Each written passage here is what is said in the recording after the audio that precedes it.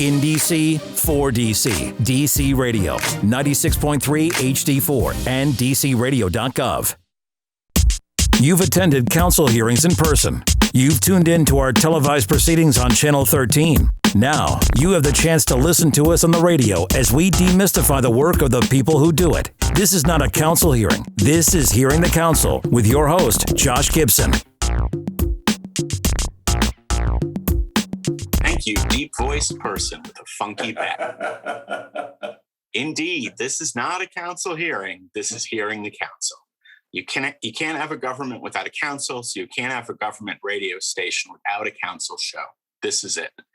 I'm Josh Gibson, Director of Communications from the Council. You may also know me from social media as at Council of DC. And of course, you know me as the host of this show. And today we are very happy and proud to welcome back Ward 7 Council Member Vince Gray. Thank you so much for being with us, Council Member. Thank you, Josh. I appreciate so much. You've had me on quite a bit, and I'm delighted that you've opened the door of opportunity for us to be able to continue to convey information to people about what's going on, in the city, but across the entire city and across all the areas where we touch, including healthcare and education and the other hugely important issues. So I just want to say thanks for you continuing to be able to make people accessible to us about what we're doing on their behalf. Well, first of all, I appreciate it. Thank you very much. The goal really is we don't want it to be gotcha, like it can be on broadcast radio sometime where you're getting interrupted every 5 seconds. But we also don't want it to be just straight the company line, Tell me about your excellent accomplishments. We don't want it to go that direction either. So the idea is to kind of just have a worthwhile interaction, hopefully teach people some stuff and maybe dig a little deeper since we have a half hour and not a little 5-minute radio interview. Sure. So topic-wise, it seems like we're going to be talking about your budget priorities and committee priorities for the months to come. So why don't we start with the budget priorities, just because, the mayor will finally be dropping her budget May 27th. That was... Right around the corner now, isn't it? Yeah. Well, I mean, it's been moved a couple times because the idea was always to incorporate the federal COVID money in the budget so the council would get a realistic look at what the actual budget will be. So anyway, we're getting the budget on the 27th. So what were your asks to the mayor for inclusion and which, if any, do you have a sense will make it in?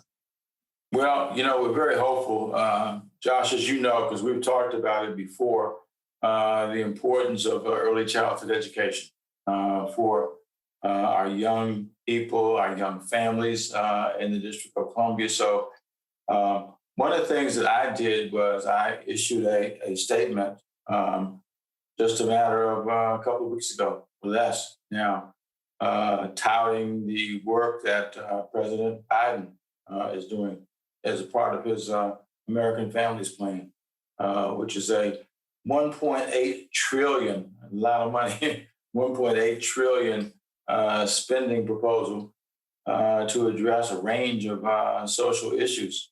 And one of the issues that the president is proposing to address is early childhood education, and specifically, we're talking about pre-kindergarten.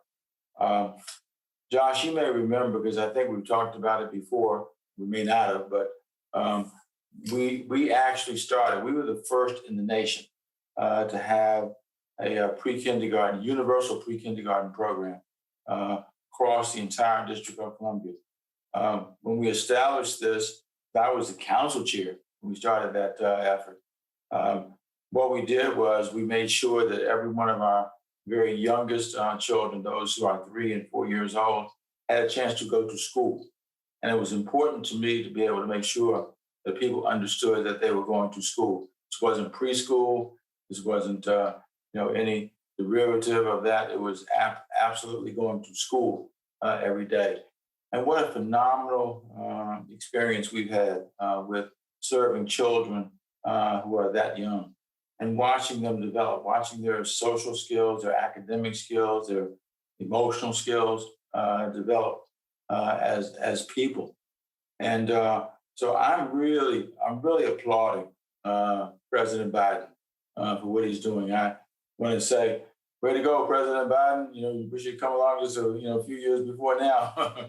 But in any event, he is with us now, and I'm extremely happy with what he's doing to be able to get pre-kindergarten now in the households of all of our very, very young children in the District of Columbia. I think we've had a program now. This will probably be our 9th year that we've established this, and we put a lot of money into it, a lot of effort into it to try to ensure that our children would be able to flourish as they move into an increasingly competitive world. I think we have a duty to make sure that our families have these opportunities and that our children have a chance to be educated in the most effective ways. What Biden is proposing to do is that he's also going to put money, in addition to that, he's going to put money into early education as well. $225 billion to try to make early childhood education much more affordable than it otherwise would be. We have a lot of people who do this work, and they really work for really poor wages. They're not paid well at all. And so with the president's plan, this will allow us to pay people better wages than they've been getting to be able to provide child care. This will, no one would be paid, they wouldn't be paid anything, they wouldn't be paid more than 7% of their income for child care, which is really a huge step forward, Josh. It is getting us to a point where we can make people who want to work in the early childhood field, makes it much more affordable than it otherwise would. Because we've had far too many people, who wanted to work in childcare, and then the opportunities didn't present themselves, or they just weren't able to work at the low wages that were being paid to people. So I'm excited about what the president is doing. There's going to be a lot of families who will be excited about this. And I'm just looking forward to it. And I'm hoping that we will get enough money to be able to put into early childhood education, through the additional dollars that will be available to us. And so I'm going to calling on our council colleagues to recognize the importance of this. I really think, Josh, we've made the case over time for the importance. We just haven't had the money then to be able to go more deeply than I think we can at this point.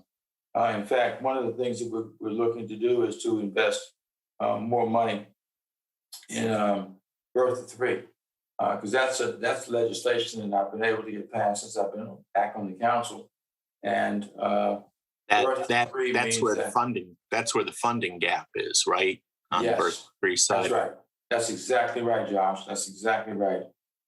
We just haven't had all the money that we need, all the money we deserve to be able to support these very, very young children.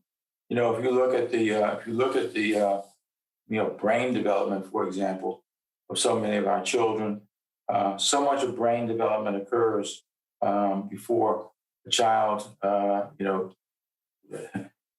before a child is at even the higher developmental levels. So we're looking to be able to provide more services to the very youngest children so that we will have, I want to be able to say that we will have a program that goes from birth all the way through 4 and 5, and of course, up into the higher ages of education as well. So that's going to be hugely important to me. And I think it's going to be hugely important to so many of our families in the District of Columbia. So this is a seminal moment for us. And I'm really excited about it and what we can do to be able to make these services available to our very, very youngest children. Now, I'm not quizzing you on an exact dollar amount, but do you know roughly what the gap is, what the hole is that needs to be filled in order for us to subsidize birth to 3 like we do 4 and 5? It's going to be substantial. It could cost us another $100 million, maybe another $200 million. But if we get the kind of support that we think we deserve, I think we can do it. And I think we will. I think people will be so happy. I work with so many early educators who want to do more work than what they've done up to now. So this will open the door for more early educators to be able to do the work that they've been trained to do, the work that they want to do, and the work that they want to do because they want to work with the very youngest of our kids. You know, I've worked, Josh, with a number of people who are early educators themselves. People like Carrie Thornhill, who has been just a wonderful, wonderful early educator. Barbara Camara, Maurice Sykes. These are people who have spent their lives doing this kind of work. And I know they're extremely excited about the opportunities that we may have, depending, of course, on what we get. But it depends so much on recognizing that we can open these doors to children in ways that just haven't been opened before. I know that there've got to be, people around the country because I worked with mayors when I was a mayor. I worked with mayors. I saw Blasio in New York who wanted to establish a universal pre-kindergarten program. The mayor of Chicago at the time wanted to do the same thing. But we're the only ones. I know of no other state. We're going to be a state one day, Josh. Hell yeah. Yes. But I know of no other state that's actually doing this. And now we have an opportunity to expand that and reach more children, more families than we otherwise would reach. So I'm ecstatic about it. I mean, if I sound effusive, it's because I am. Yeah. Have you gotten, I know it's still early, but have you gotten any early signals from the mayor or from your colleagues how likely it is that we'll be able to close that gap this year? No, I have not. I think there's, I don't know if anybody doesn't support it, let's put it this way. Of course, a lot of times people can support things, but then they don't have the wherewithal to be able to make it happen. So I'm hopeful that once we get the indication of how we're going to move forward, and I hope that the mayor will support dollars being invested in this way. I think we're going to have a wonderful opportunity to serve kids in our DC public schools and in our charter schools as well. We have universal pre-kindergarten now in our charter schools and our DC public schools as well. So what this will do is allow us to continue to build on our universal pre-kindergarten efforts, but it really will too, Josh, work to augment the work that we're trying to do with birth of 3. We know it's going to cost more than what we have now, but we've gotten some federal money to be able to support birth of 3 up to now. But prior to that, we haven't had sufficient money to be able to move to the next level. So the opportunity presents itself, I think, Josh, to be able to do more for our very youngest of children and their young families. Because just think about it, that so many of these children are, in families where the parents, the families are very young themselves and are looking for the kind of support the family should have to be able to raise their kids in a way that we couldn't do this heretofore. So I'm really excited about that. And in any event, So That's what other budget priorities have you let the mayor or the chairman know that you're pushing hard for this cycle? well, one of them. Thank you, Josh. I appreciate that question. One of them is, what are we going to do about these food deserts in the District of Columbia? 75% of the food deserts in the District of Columbia actually exist in wards 7 and 8. And what's really ironic is we have only we have so many. I mean, there's so many food options that just don't exist the way they should exist. Again, we have 75% of the food deserts in the District of Columbia that exist. And when you think about the following, and it's almost shameful to have to say this, but you can go to some areas of the District of Columbia where in a ward, there are as many as 10 full-service grocery stores that exist. What we have, for example, in Ward 7, we have 3 full-service grocery stores, and we have another one coming with the Lidl that's going to be open in Skyland. And then we have 1 full-service grocery store in Ward 8. That's just unconscionable that we have that many situations that exist where people don't even get the grocery services that they need and deserve because the services just aren't available. In wards 7 and 8 collectively, we have 160,000 residents. And that's a lot of people, Josh, that don't get a full service grocery store available to them at this point. And I'm hopeful that we will be able to address that with this budget. I have legislation that you probably, but I think we've talked about it before, but where we had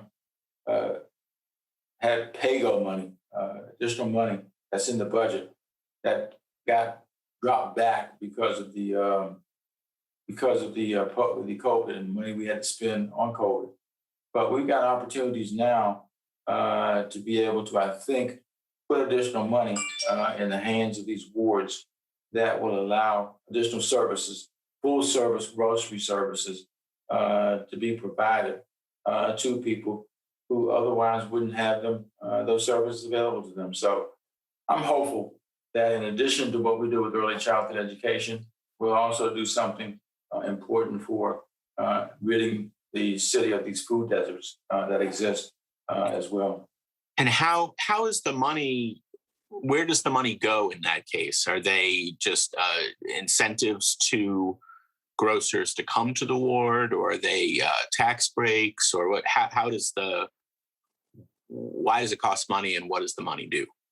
Well, what we'll be able to do, based on the legislation that I worked on, and happy and appreciate the work of my council colleagues to support this. But what this is doing is allowing grants to be made available to grocers, and that the city would actually build the buildings that would exist for grocers in the District of Columbia. So we would invest in the building of the buildings, and these grocers would come forward and indicate they want to provide full service grocery stores. And we would make the dollars available to build the buildings and then work with them to actually open the grocery stores that are needed. Again, Josh, when you talk about some areas having as many as 10 full service grocery stores, it's just unconscionable. And then you talk about Ward 7 that has 2 and Ward 8 that has 1. And then Lidl, which is a new grocery store coming to this area, coming to Ward 7. But we'll have, as a result of that, we'll have 1 Lidl coming to Skyland Town Center. And then you've got 1 Giant in Ward 8. That's not acceptable at all, by no means. Now, I will say that I know there's been a lot of hope on Skyland for a long time, but I think maybe some folks were thinking, it'll fill a bit of the retail and restaurant gap for Ward 7. But I think with the latest news coming out about who's ending up there, it sounds like it's going to be a regional destination. I mean, it has some really appealing brands and DC centric businesses coming there, and I really think it's going to draw people into the ward, not just residents of the ward. I actually think you're right, and I'm excited about the opportunity. Josh, there's a Chase Bank that just opened in Skyland because of some of the efforts now are moving forward quickly.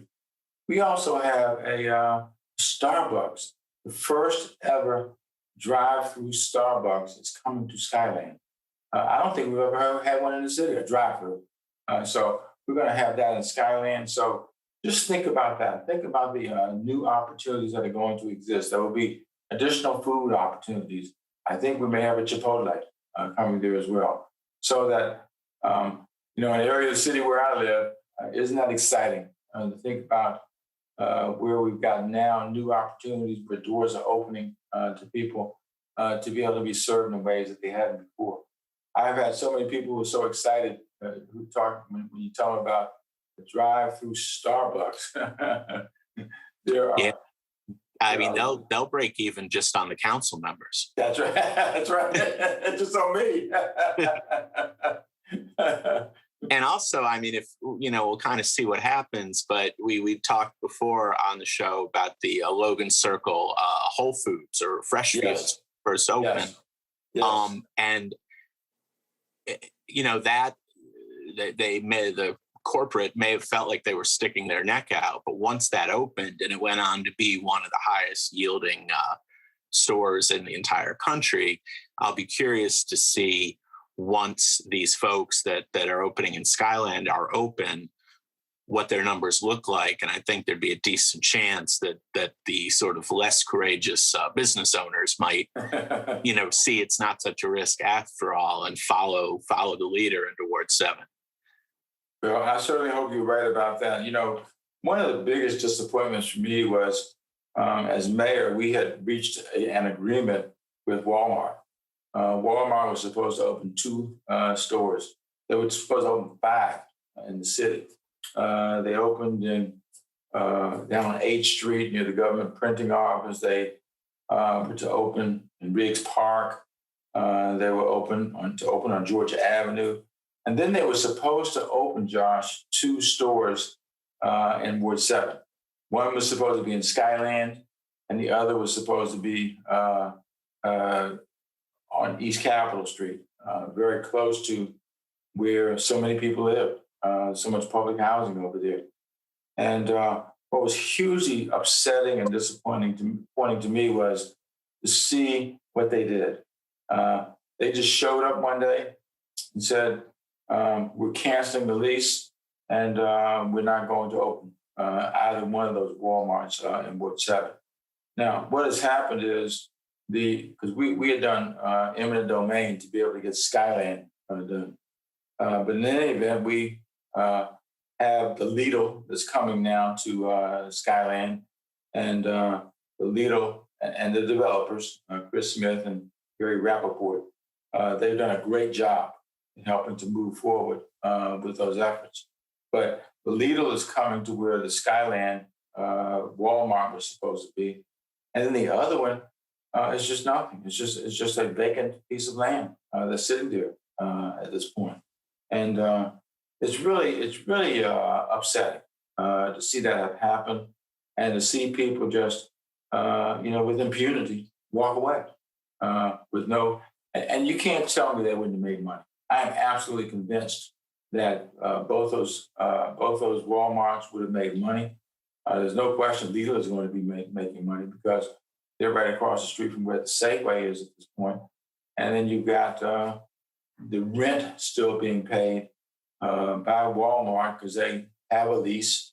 They are now paying the rent every month. But, when I talk to people, the question they ask is, what the heck do we want with a rent receipt? Rent receipt doesn't do us any good. I can't eat a rent receipt. That's absolutely right. You can't eat a rent receipt. And we want the services. We want the full service grocery services that were to be brought by the Walmart locating there. So, if we're lucky, we'll get somebody who will come along now. Maybe Walmart will come back, but will come along and work with us to be able to create the kind of full-service grocery store opportunities that we need desperately. I mean, when you think about how many people again, just do the math, 160,000 people who live collectively in Ward 7 and Ward 8. That's a lot of people in one ward, Josh. And, we believe that there is an opportunity. It goes back to what you were talking about before, just in talking about the sheer numbers of people who are being attracted to areas of Ward 7 in particular, who I know will patronize those grocery stores once they're built. I don't have any doubt that if Walmart had gone ahead and built the stores that we know should have been built, that I won't say they'd be overrun. I would say they would be highly patronized with the number of people who would shop in those stores. So, right. And I mean, admittedly, city folk might shop a little differently than suburban folk. That right. we may be walking distance or a short bus ride from a grocery store, so we might go more often and spend less per trip. So I mean, of course, and the product mix we want is different, but I think a smart business would be able to adjust to that. Tailor their offerings and maybe not look at like, per shopping trip, this store doesn't look like they're going to sell as much. They don't get that we go 2 or 3 times a week, maybe in the grocery store. Whereas in the suburb, they might fill the SUV and go home and not come back for 2 weeks. You have to take that kind of stuff into account. It seems like a shame they didn't. And, past is prologue, when Whole Foods did take that chance, it paid out majorly for them. And that was a neighborhood that, at least at the time, seemed risky from a business standpoint. So, it's a great point. And I'll tell you something, Josh. I don't think there'll be much of a risk involved in grocers coming to Ward 7 or even coming to Ward 8 with the opportunities that exist there as well. So I'm excited about the chance taking, for a better way of putting it, that will occur. And I think if we can get some of these grocers attracted, especially to Ward 7, we will have a major opportunity to be able to move forward. And I'd love to come back on the show when we get our additional grocers that are willing to come to Ward 7. Now, with the time left to us, let's pivot from council priorities to health committee priorities. Yeah. And let's talk a little bit about the current news about the status of UMC, of United Medical Center. The council took a pretty impactful vote at its most recent meeting to put a funding cap, to maintain a funding cap on spending at UMC and essentially to trigger a creation of a control board. So where do things stand on this? Is this decision going to stand? Well, I think it probably is at this stage. We initially tried to turn it around to get folks to see. We had a vote of 7-6. We had 7 votes in favor of doing what we were trying to do, 6 votes against. But we needed 9 votes in order to have sufficient numbers to be able to move forward with what we were seeking to do. In any event, the control board has been triggered. And what you'll have now is not want to say complete replacement, but a substantial replacement of the board of trustees for United Medical Center. And some of those folks will include people like Wayne Turnage, who's done a great job as the deputy mayor for Health and Human Services. We've got Angel Jacob, who is she's not the chief financial officer, but she's the chief of staff for the chief financial officer at the point.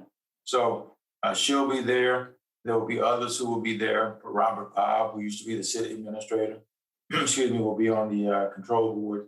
So they will have the responsibility for with the operator for moving forward with the effort to manage the dollars that we're investing at the United Medical Center. You know, one of the things I should have mentioned, Josh, and I appreciate you raising this issue, but we are moving along now with creating a new healthcare system on the east end of the District of Columbia. We will have we're going to build a brand new hospital, which will replace the United Medical Center, which is a really old facility at this stage. It was established back in, I think it was 1965, 1966, way before any of us were doing this, that's for sure. So that's going to be, the new hospital will be built. There will also be an ambulatory care center as well. An ambulatory care center will be places where people can go to be served and go home soon thereafter. They won't have to be admitted to a hospital, which they could do if necessary, but we'll have the new hospital, new ambulatory care center that is being developed. And for the first time ever, Josh, we're going to have urgent care centers. We have never had an urgent care center in Ward 7, and we've never had one in Ward 8 in the entire history of the city, which is unbelievable that we haven't even had those kinds of services available to people. In fact, if we're lucky, we'll not only have one in Ward 7, but we may have two coming to Ward 7. MBI is coming with, they're finishing now, the work on their certificate of need, which is required by everybody to be able to get to provide such services in the District of Columbia. So we're excited about that. This is going to do something that's never been done in the history of the District of Columbia.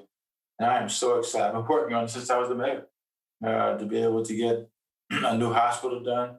And then, of course, working with Rashad Young, working with Wayne Turnage, working with Ben Stutz, who worked with the city administrator, working with them, we've been able to get to this point.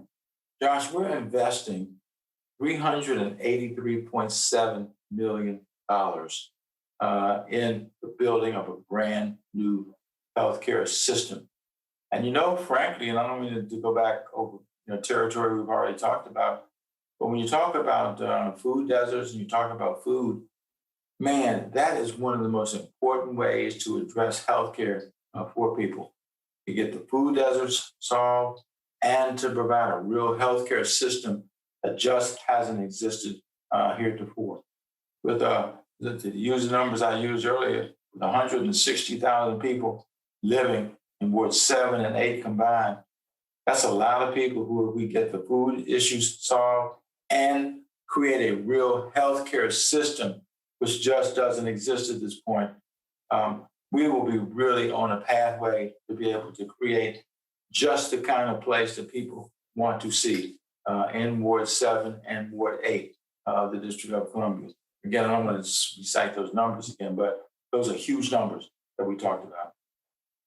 But what isn't one of the major challenges of public policy that there's sort of a perverse incentive system that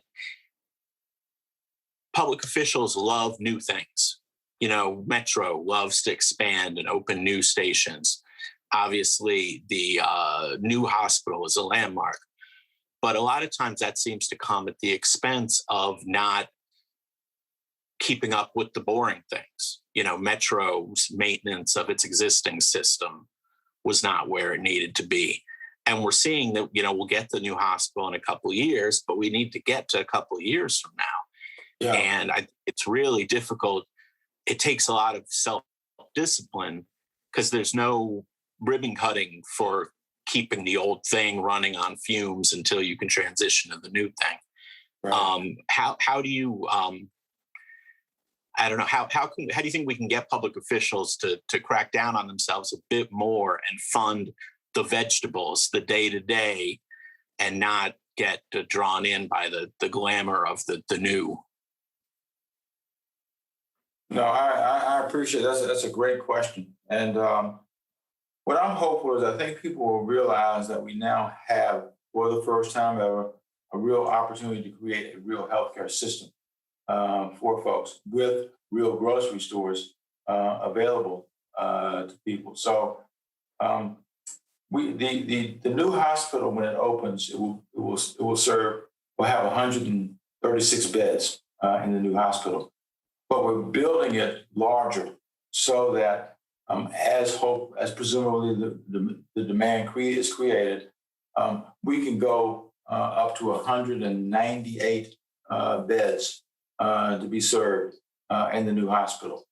And then with the ambulatory care center also, Josh, there will be people who can be served that won't even be able to have to stay overnight in the hospital. So I'm hopeful that people will recognize that we have a real opportunity to create something that just doesn't exist now.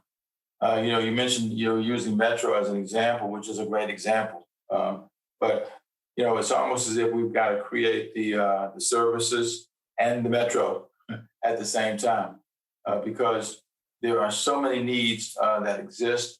We have so many people who want to get from one place to the other place, and Metro will help them get there.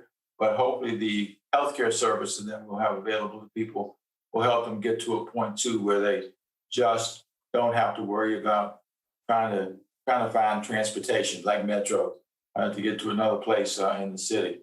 One of the things I should have mentioned is that the hospital is going to be run by George Washington University. They stepped up. We're working with Ms. Russo, who is the CEO for George Washington University, and we're now working to try to get to another place to get those services being provided coming across town, and people won't have to catch a bus or catch an Uber or whatever they may catch to go to someplace not even in their own neighborhood. So that's one of the beauties of this too, and that is being able to get to a point where those services are being provided conveniently to people, because right now there is no convenience. The United Medical Center, which served its purpose during time, will be gone after 2 years from now. When it goes, we are ready to be able to open the door to the new hospital, open the door to the new ambulatory care center, and frankly, we will be able to open the door to the urgent care centers.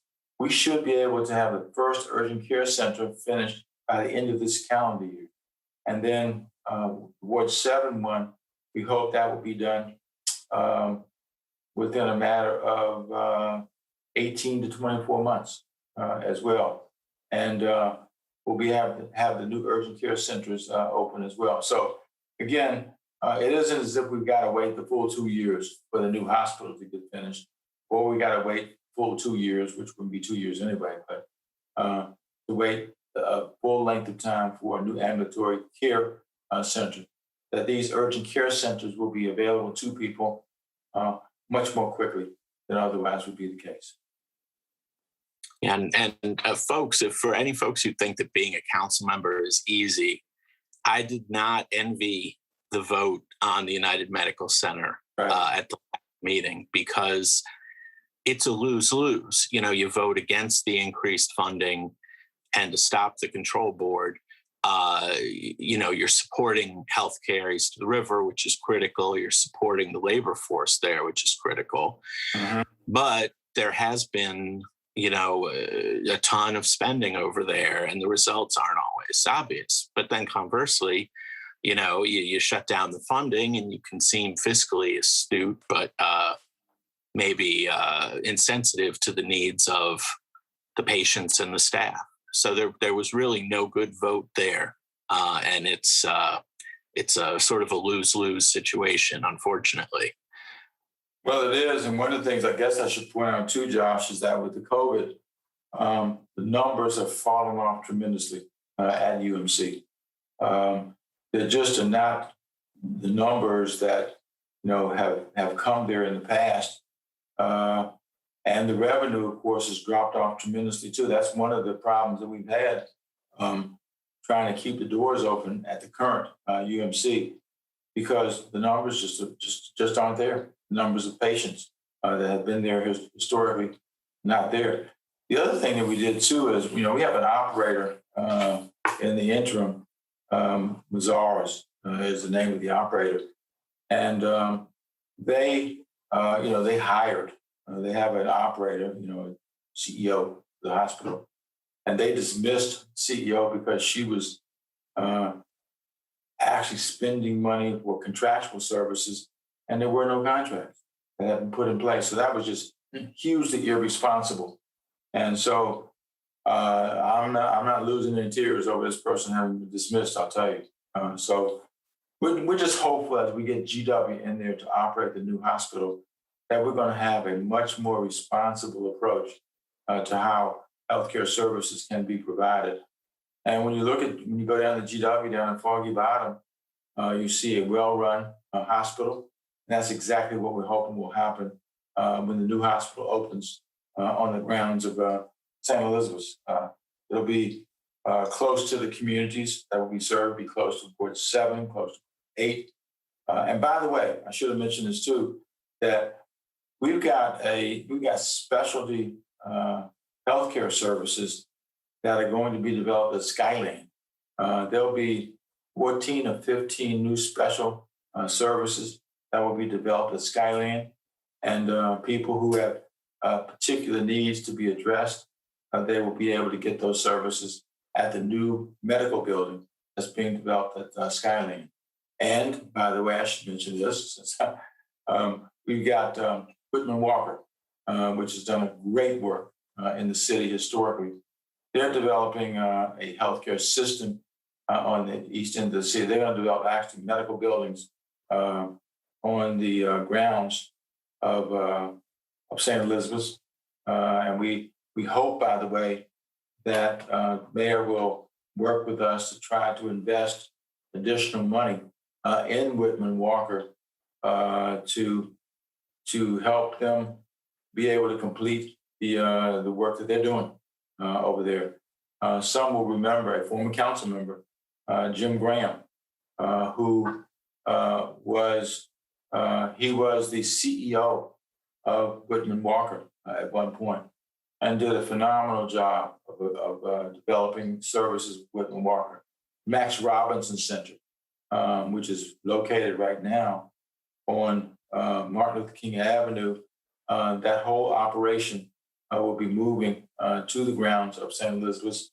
Will be there in close juxtaposition to the new hospital, to the new ambulatory care center, and what a great complement that will be to the other services that we have that are being developed on the grounds of St. Elizabeth's, virtually as we speak. Well, unfortunately, we're out of time. I have one more question for you. Okay. People who don't visit Ward 7 and Ward 8 don't realize how green it is. Lots of grass, lots of trees. Are you worried about the cicadas? I'm worried about us being able to maintain our greenery. We have lots of Park Service land that exists in Ward 7 especially. And we are certainly very concerned about being able to maintain those services for people. And so I am concerned about that. And I think we're going to be able to maintain that. I'm looking forward to it.